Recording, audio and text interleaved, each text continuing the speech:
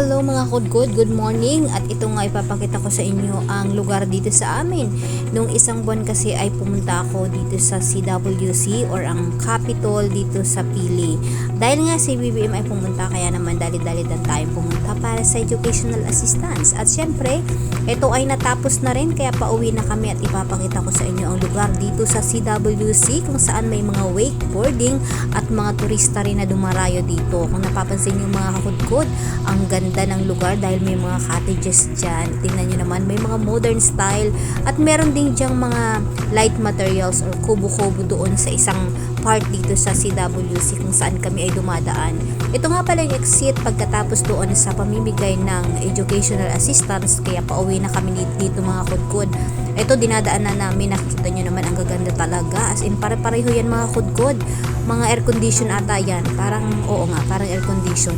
So ito nga pala ay dito yan sa Capital Pili ng Kadlan dito sa Camarines Sur. At lang iba mga artista dyan mga kudkod ay talagang dumarayo dito para magbakasyon, lalo na pag summer, kasi may man-made dito na pool, yung parang sa wakeboarding na tinatawag. So makita nyo naman mga kakudkod,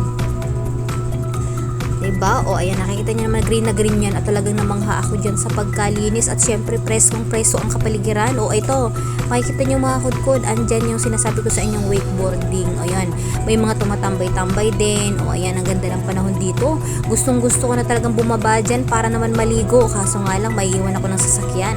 Kasi yung sinakyan naming padjak o motorized na padjak or sidecar nga naman ay talagang pumunta lang talaga kami doon sa pagkukuhaan namin ng financial assistance ng educational. Kaya naman talagang pauwi na kami dito. Ayan, nagmamadali ng aking kasama. Talagang namangha ako at talagang nag-relax yung aking mga mata dyan dahil na green. May nakita nga ako dyan nagpipiknik, nauupo-upo. Syempre, pag may mga kadate dyan, pwedeng-pwede naman. O, diba? Sana all. At syempre, makita nyo naman, ito yung sinasabi ko mga kudkod, talagang ayan, ang presko talagang parang bahay kubo. Oh, ayan, may aircon nga pala. Nakikita nyo naman, diba? So talagang presko na yung kapaligiran dito mga kudkod kasi green na green. O ayan, palabas na kami dyan. Ang bilis naman kasi ng aking sinasakyan dahil nagmamadali na at ito ay tanghali na, diba? O ayan, nakita nyo naman, talagang ang cute, ang gaganda. Ayan, may mga dahon-dahon pa dyan, mga saging, kung ano-ano pa. Talagang very relaxing ito. Kung kayo ay naghahanap na talaga na pupuntahan at gustong-gusto nyo mag-relax kasama yung mga pamilya, jowa o kaibigan, dito mga kudkod talagang i-recommend ako sa inyo. O ayan. Ay nako, ito nga pala mga kudkod, bumaba kami dyan. Kasi naman ipaakyat dyan, hindi kakayanin ng padjak natin o sidecar o motorized. Kailangan natin magbawas-bawas ng pasahero. Kasi baka tayo ay bumulusok, mahulog tayo doon sa may ilog. O ayan, at least diba nakapag-exercise. Okay lang naman kasi maganda yung panahon at syempre mga ako. At talagang syempre nga naman green na green yung ating mga kapaligiran. Kaya naman ito naglakad-lakad tayo paakyat at nag-aantay yung ating sasakyan doon sa unahan. Dahil nga naman ang aking hipag ay medyo maliit at sexy, ayan, hindi na siya bumaba. Pero kami ay talagang bumaba, lalo na ako mga kudkod ay talagang tumataas ng aking timbang. O ayan, ito nga pala yung mabahay-bahay dito sa labasan after doon sa may CWC. Yung shortcut ito mga kudkod, hindi na kami dumaan ng Naga City. Talagang dito lang naman ang daanan namin para makauwi sa bahay kasi medyo malayo yun pagdadaan pa tayo ng city. At maganda lang naman dito kasi mga kudkod ay maganda na yung mga kalsada dito sa amin. Talagang makikita nyo naman nag-i-improve na rin, so pwede. O ayan, nakikita nyo naman talaga nare-relax ako mga kudkod at nalilibang sa aking mga pinagdadaanan dyan. Pinagdadaanan talaga, no? May mga nyug, ayan, kung pwede nga lang makipitas ng mga prutas dyan dinadaanan namin. Ay naku, ang ganda talaga mga kudkod ng presko at nakaka-relax. Kung kayo ay naghahanap ng mga mapupunta na talaga marirelax ang inyong mga mata, dito na kayo. Ito, ano to, hindi ko makita mga kudkod. Ayan, marami dyan mga bunga-bunga. Syempre bawal tayong pumasok kasi may gate. O, ang daming bunga. So dito nga pala mga kudkod sa Camarines Sur, maraming pumupuntahan dito, maraming pwedeng puntahan mga kudkod. Ayan, ang ganda ng mga santan. Ito yung mga santan. At syempre nakikita nyo naman may laing yan. Aba, dito sa amin talagang hindi mawawala ng laing kahit saan. Ito nga pala ang aming specialty, ang Bicol laing, diba? So ayan na, malapit na kayo mga kudkod. Malapit na rin kaming matapos sa aming paglalakad o paghihirap. Pero at least diba na-exercise tayo dyan mga kudkod. O ito na, sinasabi ko sa inyo, ito yung aming sinakyan. O diba, motorized. O relax na relax talagang aking hipag. Aba, ito yung t-shirt namin na binigay sa amin, talagang libre lang yan. O, ito na, umpisa na tayo mga kudkod sa ating pag-uwi. At syempre, ito na dadaanan natin, mga palayan. Ayan, tuloy-tuloy lang tayo hanggang makauwi ng bahay. Ayan. Ang bilis ng daanan dito mga kudkod dahil syempre, maganda yun yung kalsada. Dire-diretso yan.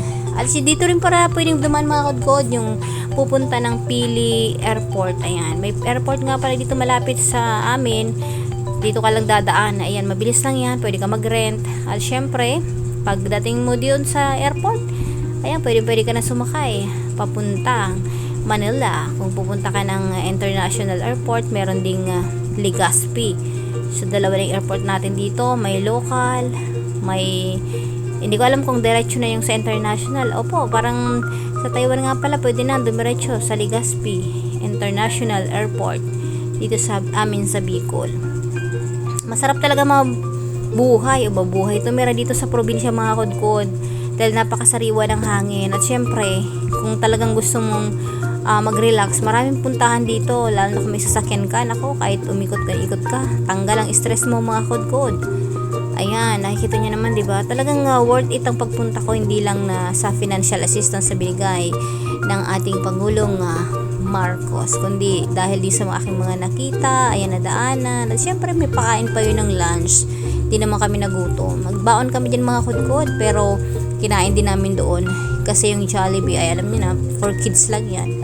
Di naman for kids. Kumbaga, naisipan namin ipasalubong na lang yung ating Jollibee, o diba? Kasi sayang din yung baon natin, baka mapalis. So, ayan, ito na, tuloy-tuloy lang dito mga kudkod. Nakakalibang dito dahil sa ganda ng ating mga dinadaanan. Kitang-kita nyo naman yung langit, diba? Napakaliwanag. Talagang ngayong araw ay ang ganda talaga ng umaga natin. Umagang kay ganda, tanghali na pala dyan. Pero tuloy-tuloy pa rin yan. May mga bahay-bahay din dito pero mangilan-gilan lang. So, pagdating dun sa amin, yun talaga yung bayan namin ng Minalabak sa lugar namin. Maraming bahay. So, may kalsada. So, marami yan. Pero itong dinadaanan namin, talagang ito yung mga palayan. So, makikita nyo naman yung mga bahay-bahay medyo malalayo sa isa't isa. Malalayo talaga sa isa't isa, no? Pero sa amin doon, dikit-dikit na mga kakudkod kung makikita nyo yung aming lugar. Pero hindi pa rin naman ito kagaya ng city. Dun sa bayan namin, doon sa poblasyon ng tawag. Malapit kami sa may eskwelahan, may market.